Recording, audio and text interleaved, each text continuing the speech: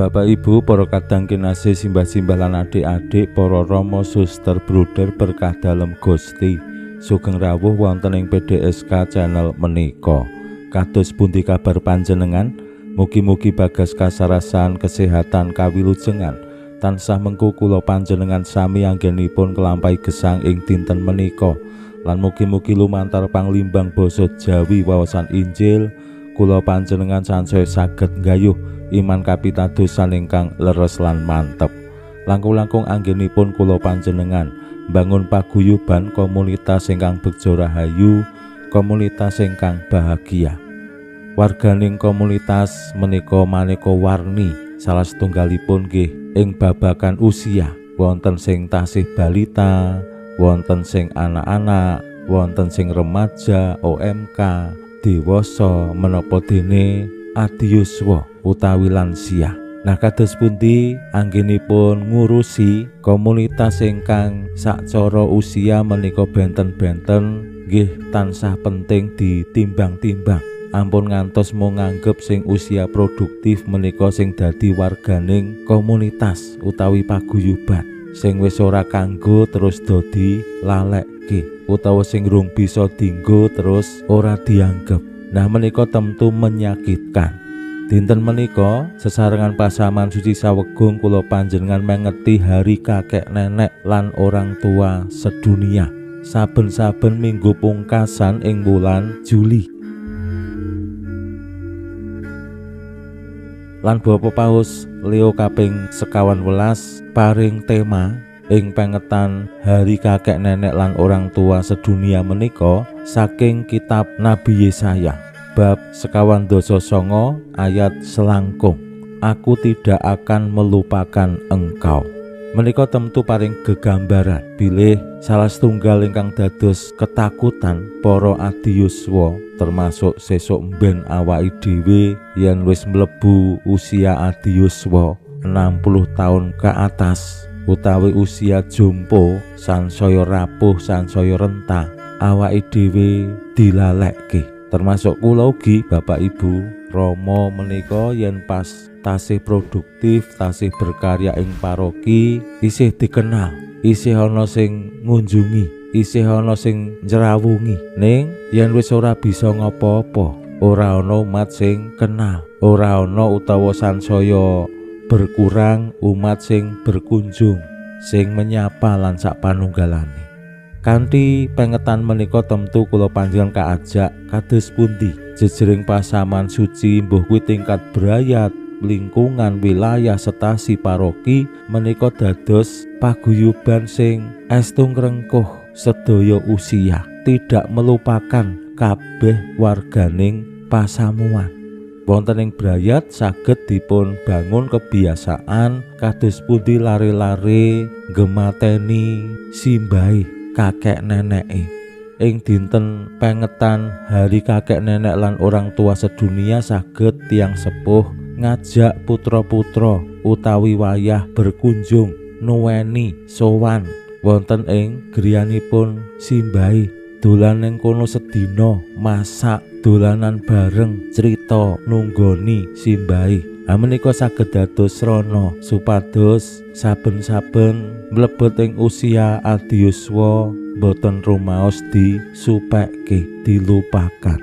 Selamat berhari Minggu. Dinten menika kula panjenengan mlebet ing Minggu Limrah ingkang kaping 17. Lan Gusti Yesus lumantar Sabtu dalem ing dinten menika paring pasemon bab kratoning swarga.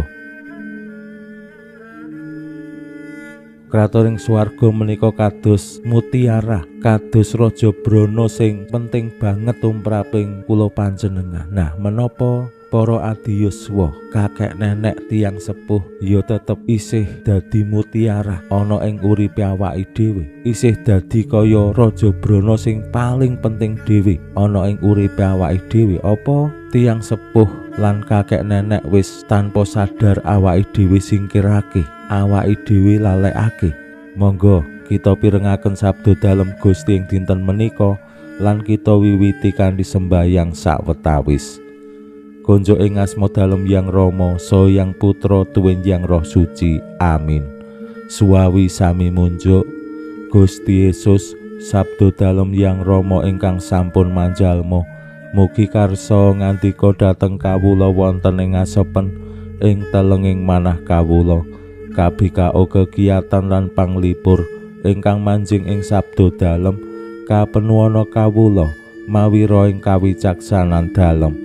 Mugi-mugi srana anggen kawula maos lan mirengaken sabda dalem, kawula sansaya nunggil ing sampeyan dalem.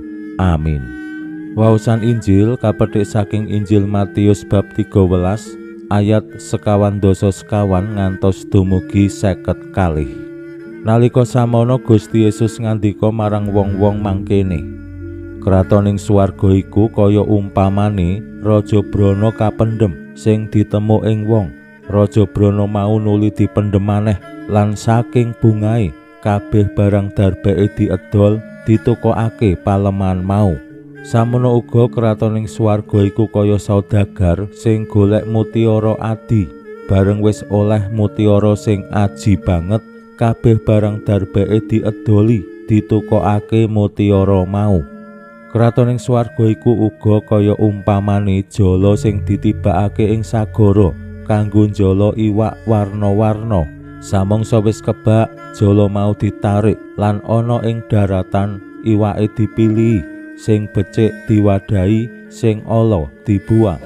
Ya mangkono iku bakal kelakone ing tembe ing dina pungkasan. Para malaikat bakal tumandang milah-milah wong-wong duraka karo wong-wong utama. Wong duraka bakal dicemplungake ing perapen lan ing kono bakal ana tangis lan keroting untu. Apa kowe nyandak kabeh iki? Atur wangsulane, injih mangertos. Gusti nuli ngandikani, mulane ahli kitab sing wasis bab kratoning swarga iku kaya umpamane bapa sing ndudah bandane ngetokake sing lawas lan sing anyar. Makaten sabda dalem Gusti. Suwawi sami munjuk Gusti, kawula munjuk sembah nuwun karana sabda dalem. Sabda dalem dadosa obor ingkang madangi margining gesang kawula.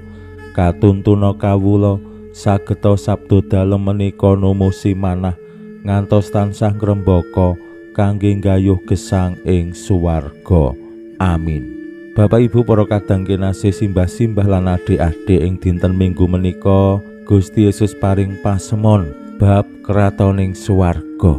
Pasemon menika temtu paring gegambaran kados pundi mbangun komunitas warganing kratoning swarga sing dikersakake Gusti.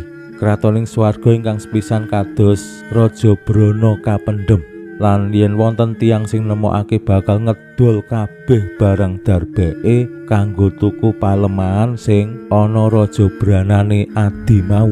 Sami kalian sodagar sing nemu mutiara adi, kabeh barang darbeke diedol kanggo tuku mutiara sing aji mau. Nah menika yen kula gathokake kalian pengetan hari kakek nenek lan orang tua sedunia, Bapak Paus ngajak kula panjenengan sami jejering pasaman suci supados wantun nyaosaken kapredulen ingkang adi, ingkang gedhe, perhatian sing dilambari semangat kurban kangge tiyang sepuh lan simbah-simbah kados mutiara utawi Raja Brana. Awit nggih awake dhewe jejering pribadi menika mesti duwe simbah, mesti duwe wong tuwa. Ora ana jejering manungsa awake dhewe kuwi ora duwe wong tuwa, ora duwe simbah. Anane awake dhewe ya merga ana simbah, merga ana wong tuwa.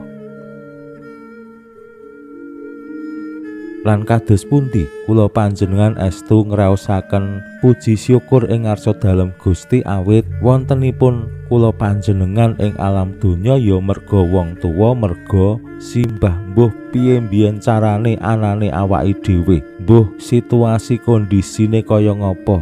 Ning yen awake dhewe duweni rasa atur panuwun, kedahipun nggih tiyang sepuh simbah-simbahe awake dhewe kados Raja Brana utawa Mutiara sing adi, saengga awake dhewe lajeng wani ngedol sak kabehe kanggo ngrawat ngemateni tiyang sepuh menapa simbah-simbahe awake dhewe, nglonggarake wektu kanggo ngunjungi, ra ketung seminggu sepisan, nek cedhak ya pendak dina, ra ketung esuk utawa awan utawa sore niliki. Aja ngasih simbahe awake dhewe, wong tuane awake dhewe, apa meneh mung kari wong loro nang omah, apa meneh mung kari ijen nang omah, awake dhewe ra gelem niliki. Mila kraton ing swarga ugi digambarake kados jala sing jaring iwak werna-werna, lan mangke ing dina pungkasan bakal dipilah iwak sing apik bakal mlebu lumbung, iwak sing ala bakal dibuwang. Aja ngasih awake dhewe dadi iwak-iwak sing ala, sing ora ngerti atur panuwun, sing nglaleke wong tuwa, nglaleke simbah-simbahe awake dhewe. Pinuji Allah sakmenika sarta ing salami-laminipun. Salam sehat, salam bahagia, salam katentreman. Lan mugi-mugi lumantar panglimbang dinten menika kula panjenengan tansah jinangkung ing berkah dalem Gusti ingkang Maha Kuwasa, Hyang Rama saha Hyang Putra tuwin Hyang Roh Suci.